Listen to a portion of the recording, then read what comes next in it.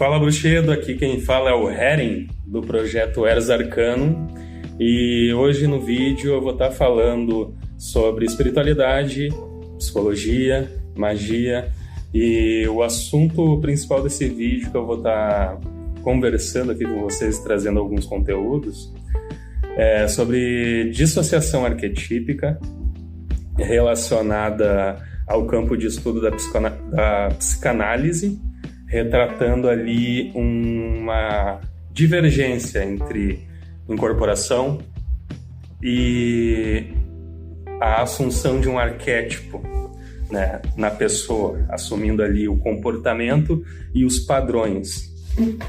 Então vamos lá. A dissociação, ela é tratada como um transtorno de personalidade, onde o indivíduo fragmenta a si mesmo em vários eus. E em muitos casos, ele tem a tendência de esquecer o que as suas variantes fizeram, disseram e etc. O indivíduo ele é diagnosticado com dissociação depois de vários traumas, eventos extremamente estressantes e com frequência. Então isso gera uma dissociação, gera também um conflito interno muito grande, que pode aí trazer a manifestação de ou esquecer. Então a gente tem ali 4 principais dissociações que acontecem nesses casos, que é a amnésia dissociativa, a fuga dissociativa, o transtorno dissociativo de identidade e o transtorno de despersonalização, que é, eu acho que o mais parecido com dissociação arquetípica é esse transtorno de despersonalização. É isso mesmo. Quando a pessoa ela perde de si mesmo e deixa de ser, tecnicamente ela deixa de ser ela mesma para assumir um arquétipo popular, um padrão, por conta de uma pressão muito forte, por conta de algo muito estressante, uma cobrança muito forte. Essa pessoa pode estar assumindo o padrão que está sendo imposto por ela, tanto pela mídia, quanto pela sociedade, pelos pais, pelos amigos. Então ela acaba assumindo aquele comportamento e deixando de ser ela mesma.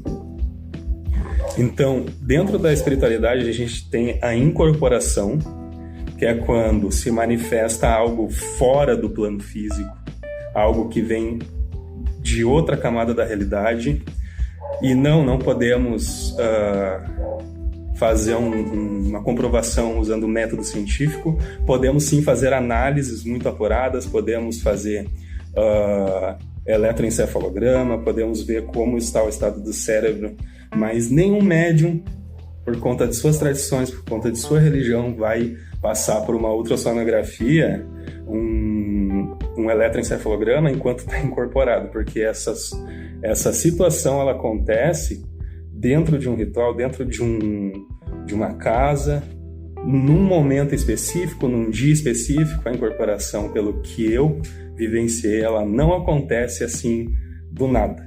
Tem que ter um objetivo, tem que ter um propósito com a tradição daquela casa. Então, a gente pode fazer análises, a gente pode sim estudar o que acontece. Muitas das vezes, esse quadro de transtorno acontece por conta da pressão, como muito foi falado já. Algumas pessoas elas acabam trazendo esse arquétipo para dentro de si. E, além disso, aí nós vamos pular já para a espiritualidade. O arquétipo dentro da espiritualidade, ele é como se fosse uma impressão inconsciente sobre algo ou alguém que tem a tendência de influenciar tanto nos sonhos quanto nas fantasias e comportamentos. Então, essa influência que vem de fora acaba mudando o aspecto que a gente vê a vida. Uma coisa que eu gosto muito de falar acerca do arquétipo, por exemplo, a gente vê símbolos populares que são usados para manifestação de comportamento de energias. Dentro da espiritualidade, a gente gosta muito de falar das forças da natureza, pelo menos na minha tradição de bruxaria. Então, a gente traz essas energias para a nossa vida, para mudar nosso comportamento, para sermos melhores, buscar uma evolução. Então, dentro da tradição que eu sigo, a gente tem a figura maternal, né? Criação, não só a criação de vida, mas o ventre que produz as ideias está aqui dentro. Então a gente projeta e tira do papel para colocar esses projetos em realização, em manifestação, que é exatamente o que eu estou fazendo aqui no canal. Trouxe uma ideia, estou gravando, vai ir ao público, outras pessoas vão ou não aceitar esses ideais, esse estudo. Algumas pessoas vão, outras não. Então, tirar do papel, no campo das ideias, gerar através de um arquétipo popular, através de um simbolismo, expressando aquela ideia com um símbolo que vai resumir toda a tendência ali, né? Toda a intenção guardada naquela imagem ou naquele símbolo. Então, assim, o arquétipo ele nada mais é do que um conceito usado na psicologia para representar padrões, né? Como eu já falei aqui, de comportamentos e também para definir ali o uso de um personagem ou um papel a ser cumprido. Então, quando a gente fala de arquétipo, a gente está falando de um símbolo, né, um ideal expresso, que ele vai ter uma expressão, ele vai trazer para você um sentimento, ele vai trazer em você, quando olha, vai trazer memórias, sentimentos, odores, todos os sentidos, vai vir à tona. Agora, tem uma coisa muito legal que é a incorporação levada ao estudo científico por algumas camadas ali, por alguns estudiosos, trazendo a incorporação como dissociação arquetípica, sabendo sim que é um quadro de transtorno e não é algo fácil de acontecer. Por exemplo, para você assumir um arquétipo e trazer isso à tona, você precisa de uma prática constante para assumir aquele comportamento. Ou seja, se você está fazendo, por exemplo, um ritual para trazer ali o arquétipo de um guerreiro para te encorajar a fazer trabalho, ou te encorajar a falar com a menina, ou falar com as pessoas no geral, no âmbito social, tu vai incorporar aquele arquétipo. Não incorporação dentro de uma casa de religião, mas tu vai assumir os aspectos daquele padrão do arquétipo. Então, o trabalho constante te leva a assumir isso. Isso tem também na PNL, a Programação Neurolinguística, onde você usa ganchos, em que você vai atuar ali dentro do teu comportamento, programando o teu cérebro, a tua linguagem de expressão, conforme como tu encara a realidade.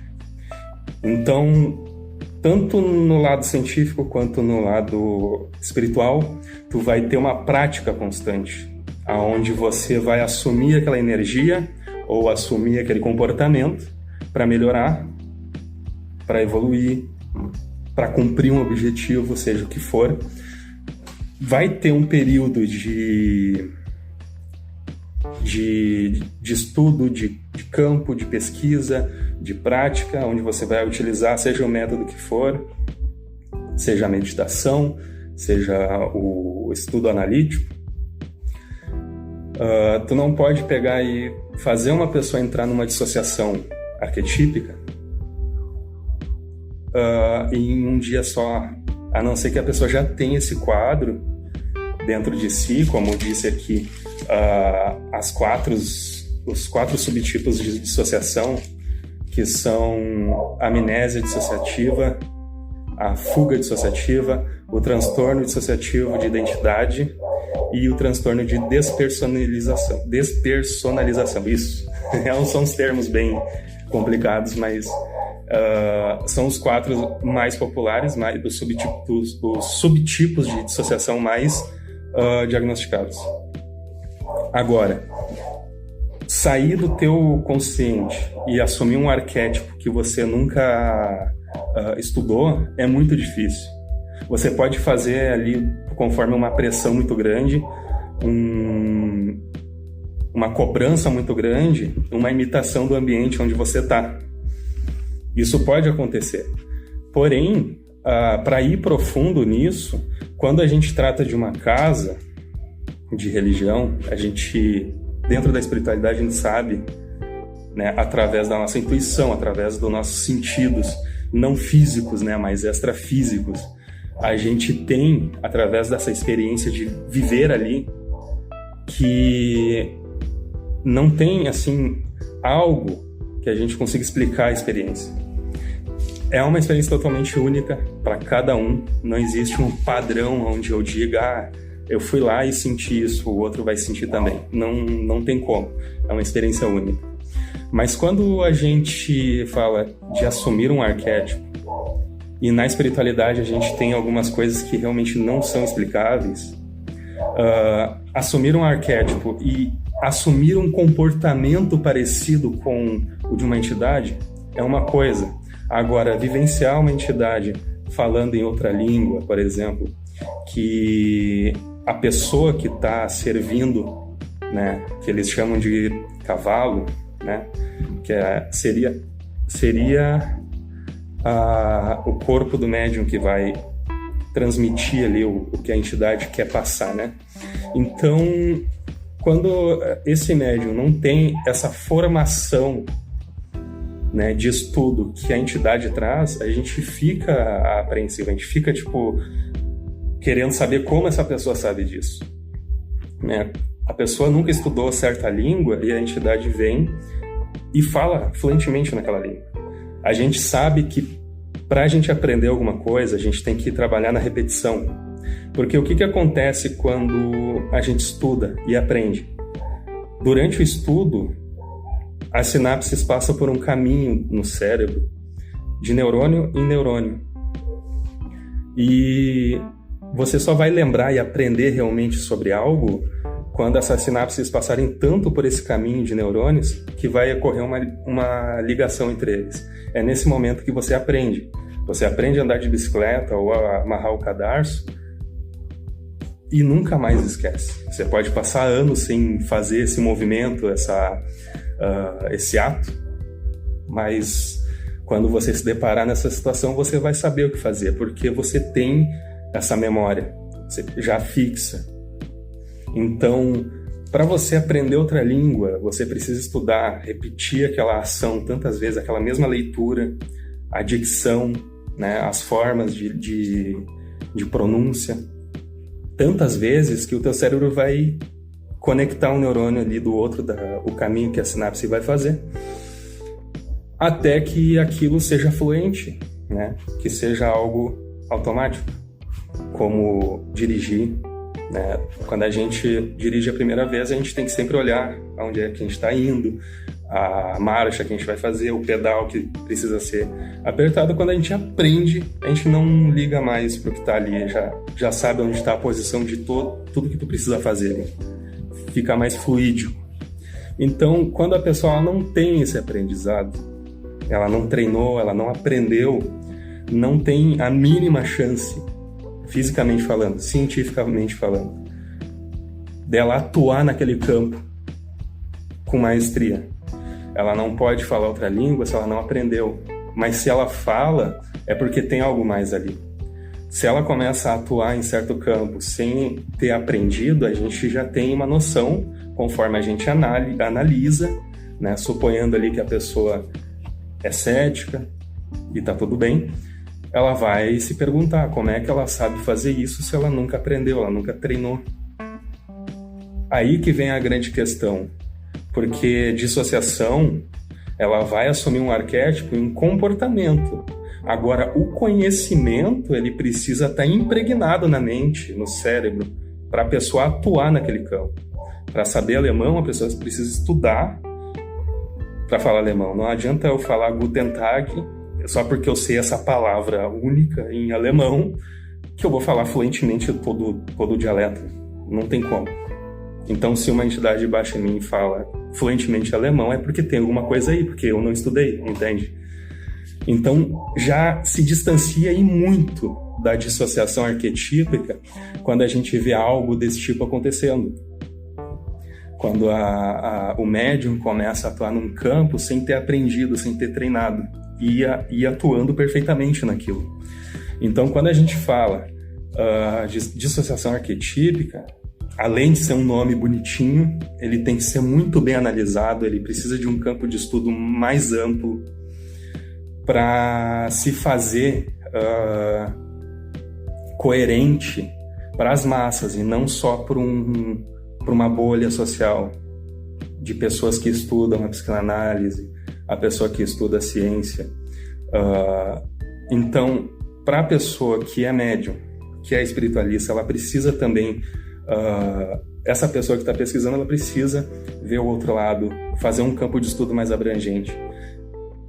E esse campo mais analítico, quando a gente trabalha com a mente, a consciência, é muito bom estudar o que Newman e Jung fizeram no passado, né? Explicando a intuição, né? Excluindo Newman e Jung excluem a intuição e reforçam o método científico em seu estudo sobre a consciência. Então, intuição, aquela coisa que a gente tem de ver algo e não saber explicar, por exemplo, a intuição na bruxaria é algo como um sentido extra, é espiritual. Antes de ir para a bruxaria, na minha experiência, eu olhava as coisas e tinha uma sensação de que aquilo estava errado ou aquilo estava certo. Então, olhando para as pessoas, estudar, para mim pelo menos, estudar a linguagem corporal e espiritualidade combina muito, porque eu tenho a questão técnica de como uma pessoa está se comportando e também tenho a sensação mediúnica de como aquela pessoa está energeticamente, entende? Então são coisas que se agregam, porque tem um amplo estudo sobre isso. Eu posso estudar tanto um quanto o outro e não excluir os dois jamais, né? O estudo unilateral, ele vai saciar apenas um lado da moeda. Ele não vai abranger o espiritualista ou um bandista, quimbandeira, ele não vai ficar satisfeito com um estudo que está lá num grupinho fechado. As pessoas têm que sair da bolha, fazer uma pesquisa mais abrangente, né? Um trabalho de campo maior. E saber que muitos terreiros sempre vai haver assim, pessoas que realmente não estão incorporadas, mas elas estão naquela dissociação. Mas como tu vai diferenciar isso? Entendeu? Que a pessoa que realmente acredita e não sabe que foi uma dissociação, da pessoa que está acreditando e sabe que não foi, porque veio a entidade. Então, quais são as diferenças? Eu não posso bater o martelo para um e nem para outro, mas eu posso fazer uma análise mais apurada. Eu posso pegar até do campo, que eu acabei de falar, do campo científico, da interligação entre os neurônios, quando a gente aprende algo e nunca mais esquece. Isso é um fato. Então, para mim, saciar ambos os lados da moeda, a gente faz o estudo científico, o método científico e o método espiritual, que seria, eu acho, que chamam de metafísica. Eu não gosto de usar essa palavra metafísica. Eu acho meio ficção científica. É estranho. Mas, assim, arquétipos podem sim ser utilizados de forma funcional, por exemplo, para ser uma pessoa mais sociável, falar, ser mais comunicativa. Na minha adolescência eu era muito na minha, assim, sabe, quieto, introvertido. Então o arquétipo para mim de alguém extrovertido era um homem belo, exposto. Então eu criei esse arquétipo, esse desenho, coloquei ali naquela ideia o que aquilo representava para mim. Uma pessoa corajosa de chegar e falar, conversar, se abrir, de trocar ideia. Então aquele desenho, aquele arquétipo daquele homem representava tudo que eu não era. Então, para mim, assumir aquele arquétipo foi um trabalho de meses, trabalhando todo dia, ativando o sigilo, né, incorporando em mim, assumindo aquela forma. E isso se reflete muito também no corpo, porque a tua aparência, quando tu cuida da saúde, tem uma boa alimentação, se exercita, o teu corpo também muda, a tua saúde. Então, se a saúde está bem, a tua aparência também vai estar bem.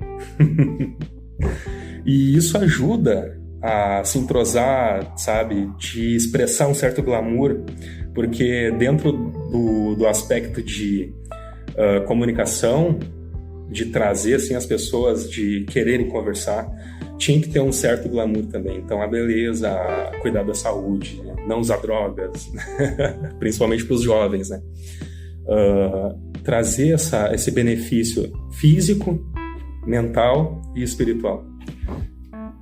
E aquele arquétipo foi assumindo aos poucos, né? Então, eu vejo que por conta da prática constante de refazer o ritual todos os dias, anos depois eu fui descobrir a PNL. Foi exatamente, se alguém formado em PNL for ver as práticas que eu fiz, eu estava usando o gancho psíquico, eu acho que se fala gancho psicológico, algo assim. E aquilo foi mudando o comportamento e cada vez mais foi se tornando natural. Então, para mim é muito natural chegar e conversar. Chegar num grupo e se entrosar. Se tornou natural isso. Mas foi um trabalho de meses. E não de um dia só. Eu não assumi aquele arquétipo num dia só. A não ser, é claro, com aditivos, né? Bêbado a pessoa é qualquer um. A pessoa pode se tornar qualquer coisa. Mas não era isso que eu estava procurando. Era realmente assumir aquele comportamento, aquele ideal para minha vida. Assim como o arquétipo de alguns servidores podem ser usado para reforço em si mesmo. Por exemplo, esse aqui, ele é como se fosse um guardião. A armadura, as asas, a auréola, a posição em que ele está, os espectros ali fugindo da luz das mãos, né?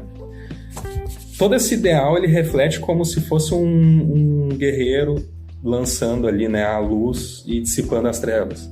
Então, essas asas de fogo representando ali o espírito, né, o plano astral, proteção astral, a auréola de fogo, proteção mental, a armadura como proteção física.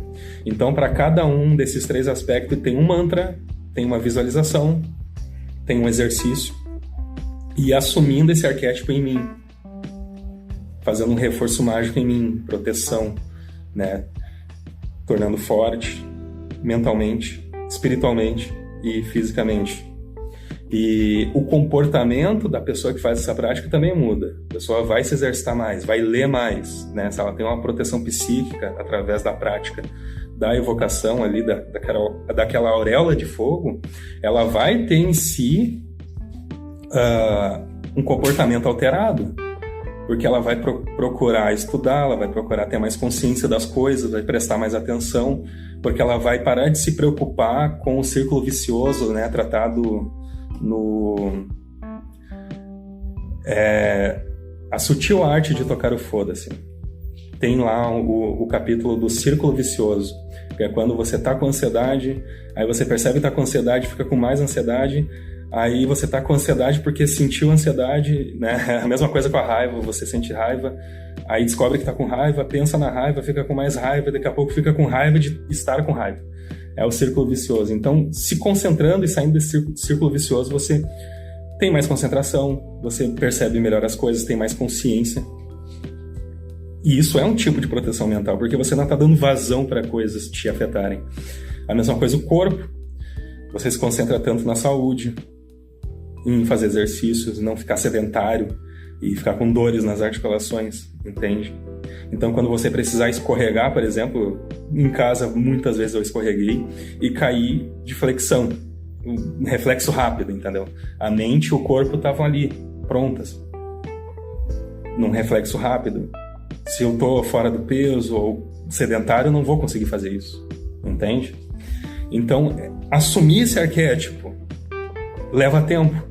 Levou quase um ano para conseguir trazer esse arquétipo à sua totalidade. De eu chegar num ritual e estar totalmente vestido com aquela aura, com aquela atitude, né?